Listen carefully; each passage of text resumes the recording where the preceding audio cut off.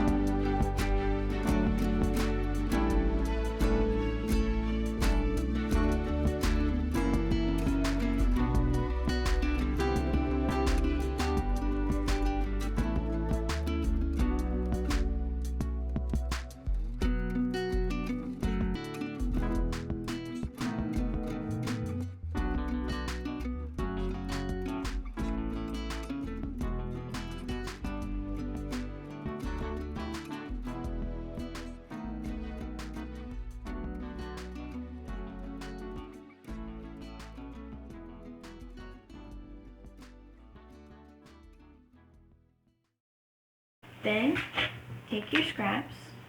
I will be using my scraps. You're going to need to make them malleable. That way you can put it on easily and roll it out.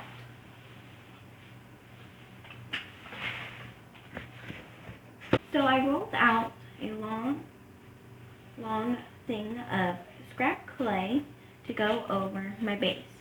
But for the middle, instead of painting over it, I'm going to do beige and then paint over the beige to give it a shiny look instead of a gray look like I have right here. So I'm going to grab my beige. So I'm going to roll out this ball of beige for the floor of the pond right here. So I'm going to lay this down on top, right about here, and then using my tool, I am going to sketch around it where the center is, and then take that out, and then push this all down.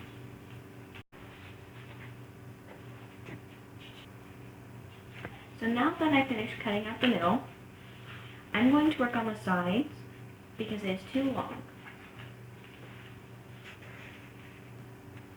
So now that I finished cutting off the excess clay, I'm going to start pressing down to cover up the aluminum foil. So now that I have finished this, you do not need to do the bottom. It will not be seen. Next, I'm going to take my beige and I'm going to push this in and cut around it to make it fit. When you finish, I have finished this, you're going to blend it. So now that I finished blending it, I'm going to be making some trees. To make the trunks, you're going to need some aluminum foil and roll it up into the size that you want it. And then you're going to wrap roll out some brown clay and wrap it around. So I will do that. So I have now wrapped one of these with brown clay, and I've added different browns and textured it with different tools. Now I'm going to make the top part of the tree. Now, I'm going to make the top part of the tree out of foil, and then I have made a hole into the trunk where I stuck a toothpick in, and then I'm going to roll up a ball of foil and stick it on there. So when you finish that, I am going to stick a toothpick onto the bottom of the trunk, into the bottom, about halfway, and then stick it exactly where you want it. I'm going to do mine right here. And then I did the same thing with this tree.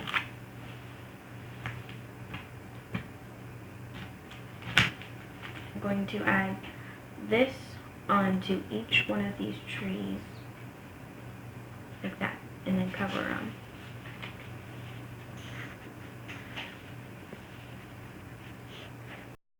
So now that you have your base done, now you can start adding your little details. I decided to make a little frog for mine. I used green and then some black, and I rolled 4 arms, 2 for the feet, teardrops, and then rolled out a little thin snake as the mouth. And then I have this tiny, tiny little fish. He's very tiny, and he will go into my water. I have made some reeds to give it that pond look. I have made 1, 2, 3, 4 of these. And then I have made 3 lily pads, 6 mushrooms. I have made 6 mushrooms and a squirrel, called being a little acorn. So you can add pretty much anything you want. You can add a bunny, another squirrel, a bird. I've never made something like this, so I am hoping it will turn out good for color art. So now that you have everything on your baking sheet, I have my frog, my squirrel, my mushrooms, my reeds, my lily pads, and my little fish that I will be adding. The mushroom, the frog, and the squirrel are not going to be on the pond. I will have the frog sort of leaping into the pond, but the mushrooms and the squirrel will not be going in. The reeds will be going on the sides, and maybe one at the bottom. So you're going to want to preheat your oven. So I'm going to get the stove ready. I have started to preheat it. So when this is ready, I will come back. So the oven is ready. So I'm going to open this up. And then I'm going to take carefully. So I have set the timer for 15 minutes, and then we shall wait. Okay, so now I have baked them, and now they are hard. This took 15 minutes. I waited a few minutes for it to dry so I could pick them up. Okay, so now we're ready to do our little paint. So I think I'm going to start with, I think I'm going to start with our little mushrooms. So what I'm going to do is I'm going to get some white paint into one of my brushes.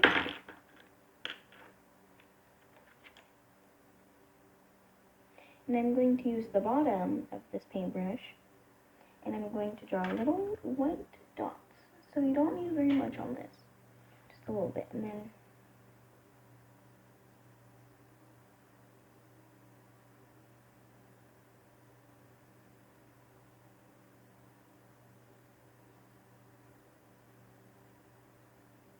I'm making the dots different sizes.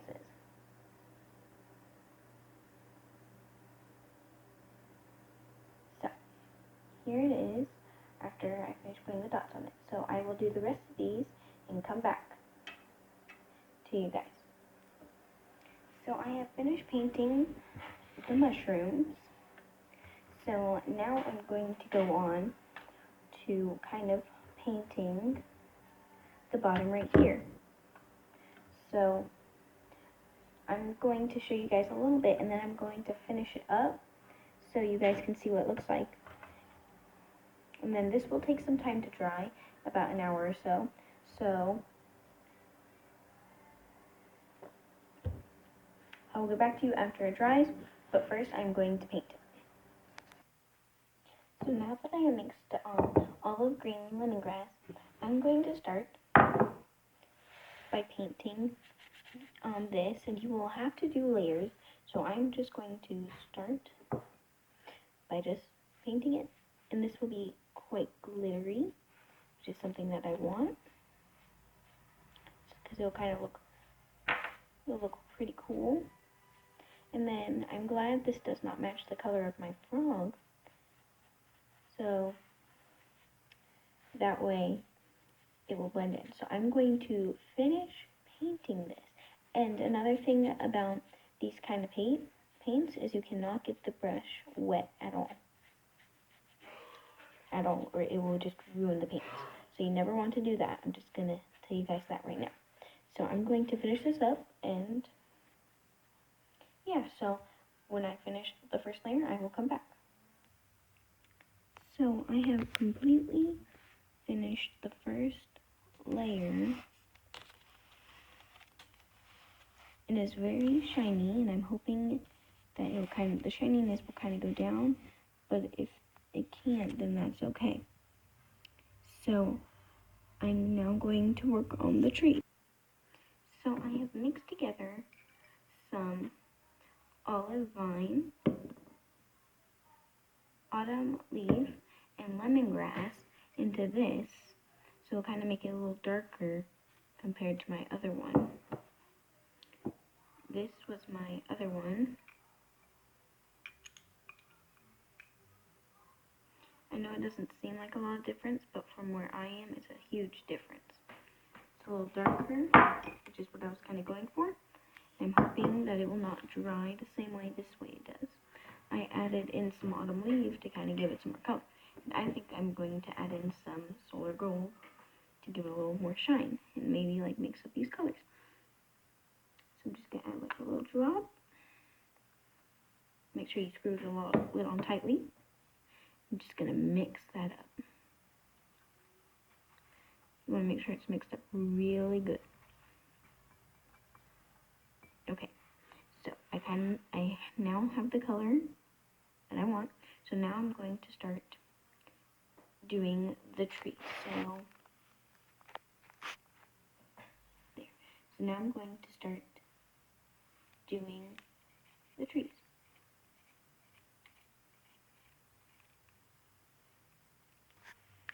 So now I have the trees done. So the bottom is dry, so I'm gonna do a second layer just to make sure. And I don't know if I'm gonna do a second layer on the trees because I like that the clay kind of shows through to show that there's clay underneath.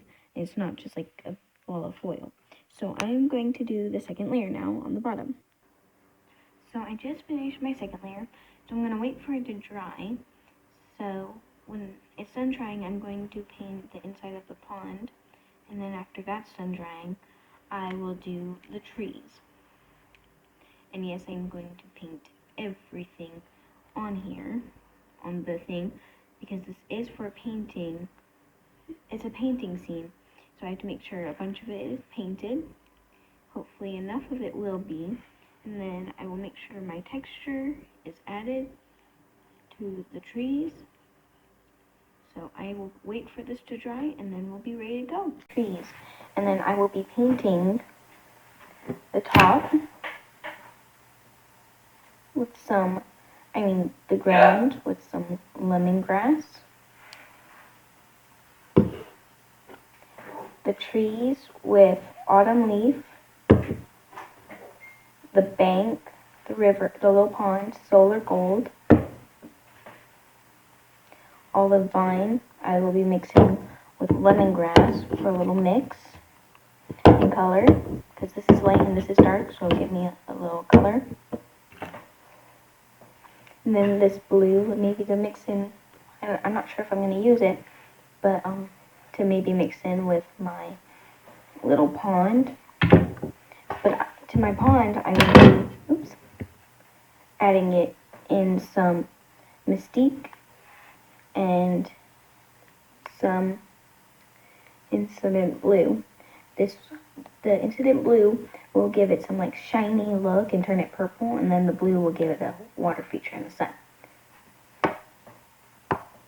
And then maybe some Teal Zircon to give it a little bit more blue. And then I have never used some clear glue for this, so I am going to be testing this. And I have tested it before and it's dried clear, so I'm hoping that I can get it done right now. Okay, so this is my finished product. This is dry. This is dry, and in the center, I never realized how like majestic it was.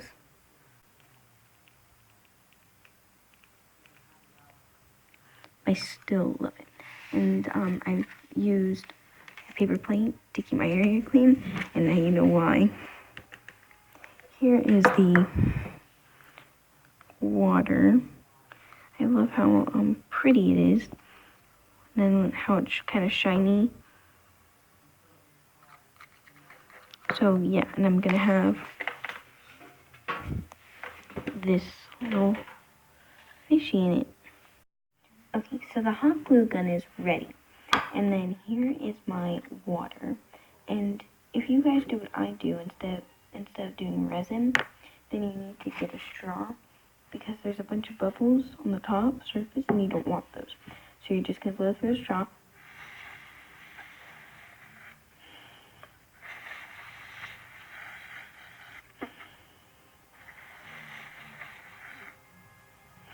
Until most of the air bubbles are gone. You can do the rest when you put it on. You're going to grab your water. You're just going to pour it on in.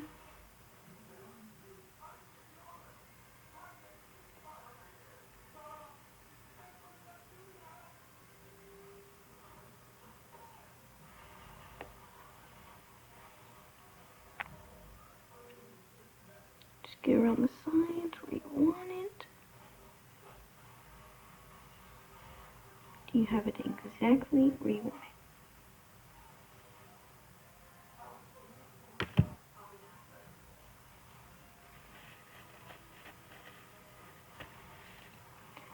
Like me, it's kind of tilted, so a bunch of the clay is going to the side.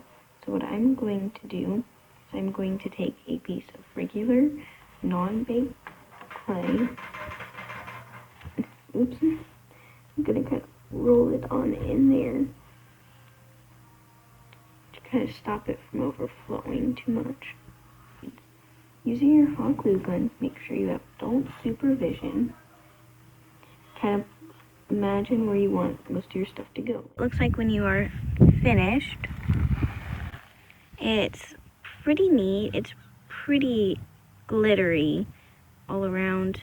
I have hot glued on my mushrooms, all these animals, and the mushrooms and the reeds.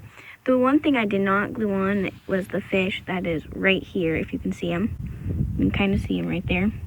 I did not hot glue that in. I just dropped it in so it will dry up in it. I have everything else I have hot glued on, including the trees and the treetops and all the little animals and plants. So this is for COLOURARTE.com. Have the frog, the squirrel, the mushrooms, and the little reeds, and then in the pond there's a little fish. Oops. And then it's very shiny with the pond. And this is for COLOURARTE.com, and you spell COLOURARTE.com as COLOURARTE.com. So you can go to her website and you can pick out anything you want, and then they will ship it to you. This includes like paints, is anything you would use for a regular project. So this is for COLOURARTE.com. Thank you for watching. Please subscribe, like, share, and comment, and thank you.